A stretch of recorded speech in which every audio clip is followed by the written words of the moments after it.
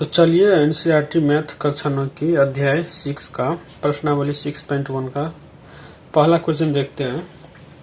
आकृति 6.13 में रेखाएं ए बी और सी डी बिंदु ओ पर प्रतिच्छेद करती है। यदि एओसी और angle BOE plus angle BOE 70 degree है और बीओडी बराबर 40 डिग्री है तो एंगल बीओई और परिवर्ती कोण सीओई ज्ञात कीजिए। तो यहाँ पे दोस्तों आपको ए बी और सी डी रेखाएं ए बी और सी डी बिंदु ओ पर प्रतिच्छेद कर रही है, इस पे प्रतिच्छेद करती है और इसमें बोल रहा है एंगल एओसी यानी एंगल ये और एंगल प्लस बीओई यानी एंगल ये, तो दोनों का योग जो है ना 70 डिग्री है। तो मुझे निकालना है एंगल ये बीओई, ये वाला एंगल निकालना है और उसके बाद सीओई का प्रतिवर्ती। तो पहले सीओई बोल रहा है ना, इसका मतलब क्या है? ये सीओई है, यहाँ पे कहा गया सीओई। तो सीओई यानी बीच में जो रहता है ना उस वो कोण निकालना है। ये वो जहां वो रहेगा उसके बीच जो कोण है ना वो ये कोण निकालना है, मुझे बीच वाला कोण निकालना पड़ता है सीओई। ये दोनों तो हो गया आपका रेखा किरण को दर्शाता है और बीच में जो रहता है ना जो चीज वो कोण को दर्शाता है। तो यहाँ पे सीओई का मतलब है ये कोण निकालना है, क्योंकि बीच में वो है इसीलिए इसको निकालना है। तो चलिए जो दिया हुआ है उसको पहले लिख लेते हैं, उसके बाद क्या करेंगे, उसके बाद यहाँ पे ये एक ए बी एक रेखा है और ए बी एक रेखा है तो इसका पूरा मान 180 डिग्री हो जाएगा रिजु कोण से। आपने पढ़ा होगा कि रिजु कोण का मान 180 डिग्री होता है। तो ये कोण तीन को जोड़ के 180 लिख लेंगे। उसके बाद इसमें कोण एओसी और बीओई का मान रख के कोण सीओई का मान निकाल लेंगे। तो चलिए जो हल में दिया गया है उसको लिख लेते हैं। पहले यहाँ पे लिख लिए, दिया है कि एओसी प्लस एंगल बीओई बराबर 70 डिग्री एंड बीओडी बराबर 40 डिग्री। अब यहाँ पे इस फिगर में देखिए ये कोण इस तीनों का जोड़ेंगे तो ये पूरा आ जाएगा अपना एओ बी, जबकि ओ बी का मान कितना होता है 180 डिग्री। यहाँ पे लिख लेते हैं angle AOC plus angle BOE और प्लस एंगल सीओई कितना हो जाएगा एंगल एओबी, यानी टोटल हो जाएगा। तो यहाँ पे एओसी बीओई का मान कितना है वो लिख लेते हैं 70 डिग्री है, प्लस सीओई एओबी का मान 180 हो गया। तो यहाँ पे हो जाएगा एंगल सीओई बराबर 180 माइनस 70 डिग्री, इसीलिए एंगल सीओई बराबर 110 डिग्री हो जाएगा। अब सीओई का प्रतिवर्ती कोण बोल रहा है ना, तो प्रतिवर्ती कोण क्या होता है, यानी आपको सीओई का प्रतिवर्ती कोण बोल रहा है ना, तो आप 360 में से सीओई का मान घटा दीजिए। सीओई का मान कितना 110 डिग्री। तो यहाँ पे लिखेंगे प्रतिवर्ती कोण सीओई बराबर हो जाएगा 360 माइनस 110 डिग्री। तो यहाँ पे हो जाएगा कितना 0, 6 में से 1 गया 5, 3 में से 1 गया 2, 250 डिग्री आपका प्रतिवर्ती सीओई कोण का मान हो गया। अब क्या है नेक्स्ट निकालना, क्या अपने को बीओई का मान कितना होगा। तो यहाँ पे बीओडी 40 दिया गया है, बीओडी 40। यहाँ पे देखिए क्वेश्चन में एंगल बीओडी 40 डिग्री है, तो यहाँ पे इसको 40 डिग्री लिख लेते हैं, बीओडी दिया हुआ है। तो यहाँ पे एंगल बीओडी बराबर हो जाएगा एंगल एओसी, क्योंकि यहाँ पे ए बी और सी डी जो है ना प्रतिच्छेद कर रहा बिंदु इस पे, तो यहाँ पे दो शीर्षाभिमुख कोण बन रहा है बीओडी और एओसी। तो यहाँ पे सामने का कोण जो है ना बराबर होगा किससे, शीर्षाभिमुख कोण से। इससे पिछले वीडियो में हम लोगों ने थ्योरम में देखा था, आप उसका लिंक मैं डिस्क्रिप्शन में दे दूंगा, आप वहां पर जाकर देख सकते हो। तो यहाँ पे लिखेंगे चूंकि एंगल BOD बराबर एंगल AOC शीर्षाभिमुख कोण से।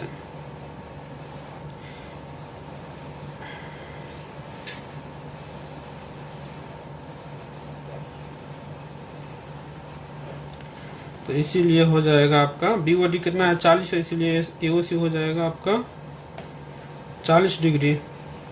अब मुझे निकालना है क्या BOE, तो BOE निकालना है ना। यहाँ पे AOC 40 डिग्री हो गया, मुझे BOE निकालना है। तो यहाँ पे देखिए इक्वेशन इसमें यहाँ पे दिया गया है, उसमें यहाँ पे AOC का मान कितना निकला है 40 डिग्री। यहाँ पे AOC का मान रख देंगे तो BOE का मान निकल जाएगा। तो यहाँ पे लिखेंगे AOC का, यहाँ इसको इक्वेशन 1 मान लेते हैं, इसको इक्वेशन 1 से AOC का मान कितना रख लेते हैं यहाँ पे 40 डिग्री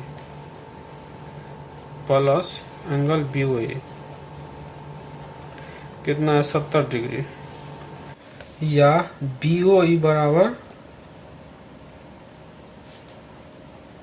70 डिग्री माइनस 40 डिग्री, इससे आ जाएगा तो माइनस हो जाएगा, इसीलिए एंगल BOE बराबर 30 डिग्री। आपका ये आंसर हो गया BOE का मान। चलिए नेक्स्ट क्वेश्चन देखते हैं। क्वेश्चन नंबर 2 है, आकृति 6.14 में रेखाएं XY और MN बिंदु O पर प्रतिच्छेद करती है। यदि एंगल POY 90 डिग्री और A अनुपात B बराबर 2:3 है तो C ज्ञात कीजिए।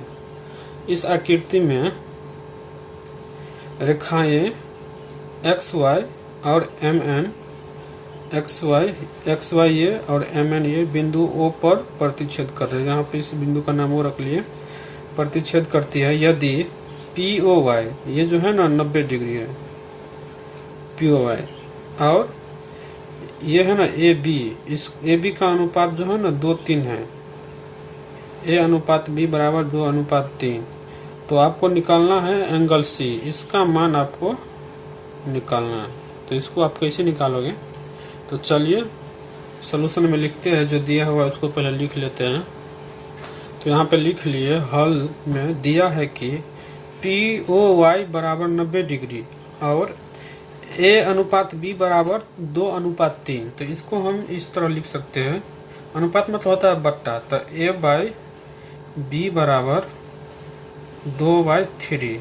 यहाँ पे A का मान निकाल लेते हैं, तो A का मान कितना हो जाएगा, A बराबर, यहाँ पे B नीचे में है तो यहाँ पे आगे आएगा, ऊपर में आ जाएगा, यहाँ पे बराबर के उस साइड, गुना में यहाँ पे B हो जाएगा, यानी A बराबर 2B/3।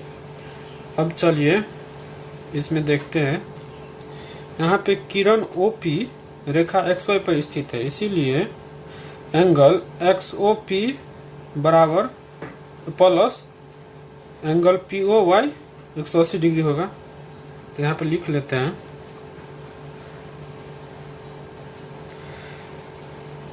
चूंकि किरण OP रेखा XY पर स्थित है, इसीलिए एंगल जो है ना XYP प्लस POY बराबर 180 डिग्री हो जाएगा। XOP plus POY, angle POY बराबर 180 डिग्री।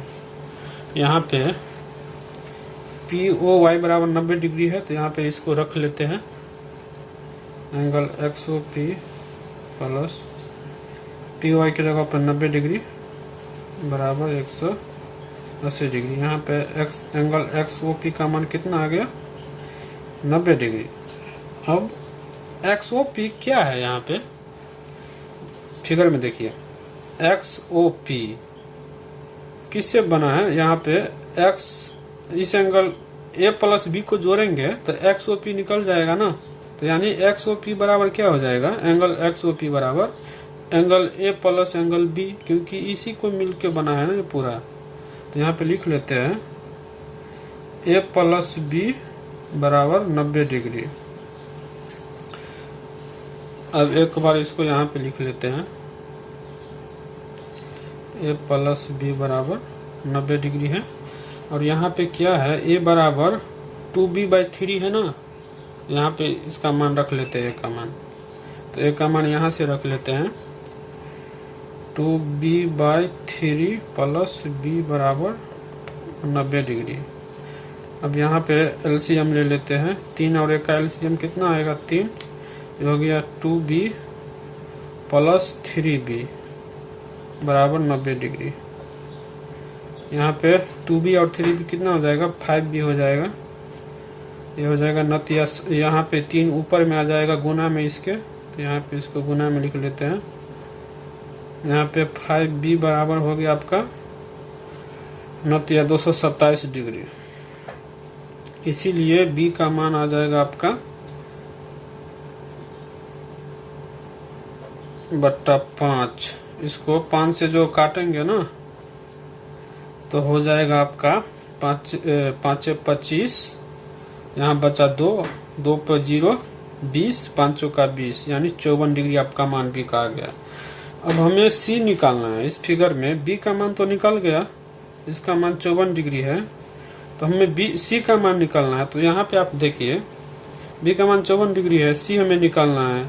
तो यहाँ पे किरण ओ एक्स रेखा एमन पर स्थित है। तो यहाँ पे कौन, ये बी जो है सो प्लस ये सी 180 डिग्री हो जाएगा, क्योंकि यहाँ पे एक ही रेखा पर बना हुआ कौन है ना।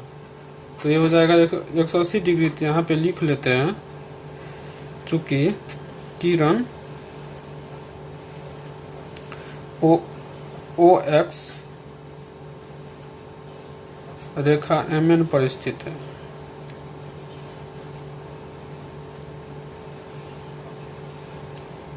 इसीलिए angle M O X plus angle ये एक्स ओ एम 180 डिग्री हो जाएगा। तो यहाँ पे एम ओ एक्स क्या है, बी है, प्लस एक्स ओ एन क्या है, सी है, यानी 180 डिग्री। यहाँ पे b का मान कितना है, यहाँ पे b बराबर 54 डिग्री है। तो इसका मान यहाँ पे रख लेते हैं b के जगह पे। तो हो जाएगा 54 डिग्री प्लस c बराबर 180 डिग्री। अब यहाँ पे इसीलिए लिखेंगे c बराबर 180 डिग्री माइनस 54 डिग्री, या c बराबर हो जाएगा आपका, यहाँ पे 10 में से 4 गया 6, ये 7 में से 5 गया 2, और ये का एक ही आ जाएगा, यानी सी का मान आपका 126 डिग्री। ये आपका आंसर हो गया। चलिए नेक्स्ट क्वेश्चन देखते हैं। क्वेश्चन नंबर 3 है, आकृति 6.15 में यदि पी क्यू आर बराबर एंगल पी आर क्यू है तो सिद्ध कीजिए कि पी क्यू एस बराबर पी आर टी। यहाँ पे एंगल पी क्यू आर और एंगल पी आर क्यू, यानी ये एंगल बराबर है। तो हमको सिद्ध करना है पी क्यू एस बराबर पी आर टी। तो यहाँ पे हल में लिखेंगे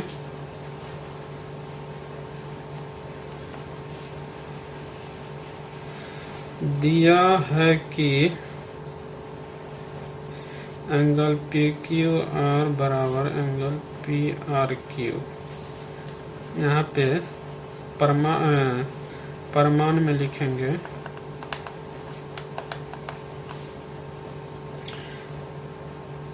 किरण, ये P है, यहाँ QP जो है ना रेखा ST पर स्थित है। इसीलिए कोण PQS और PQR बराबर 180 डिग्री होगा। किरण QP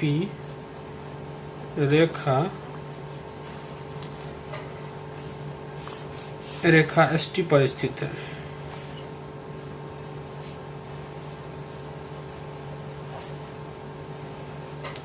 इसीलिए angle PQS plus angle PQR बराबर 180 डिग्री हो जाएगा रैखिक युग्म से।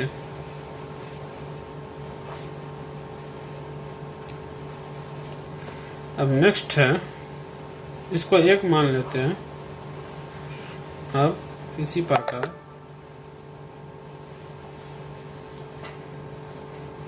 प्रकार किरण RP रेखा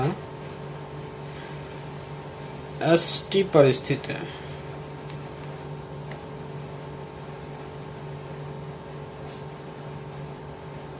इसीलिए angle PRT plus angle PRQ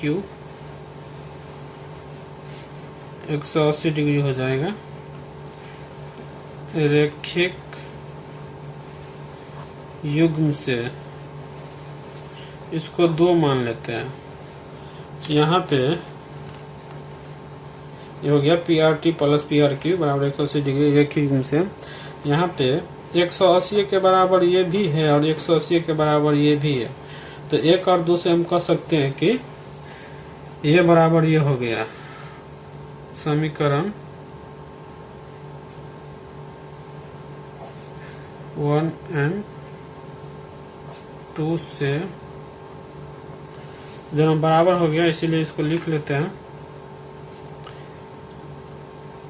PQS plus PQR बराबर ये हो जाएगा।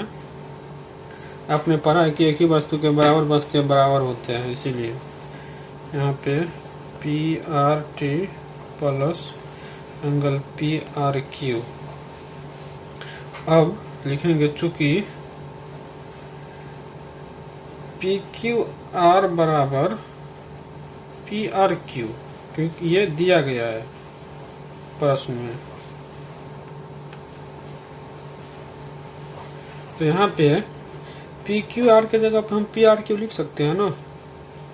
इसके जगह पे PQR के जगह पे यहाँ पे PQR बराबर PRQ है, तो यहाँ पे PQR के जगह पे PRQ लिख सकते हैं। तो अब लिखेंगे इसको यहाँ पे एंगल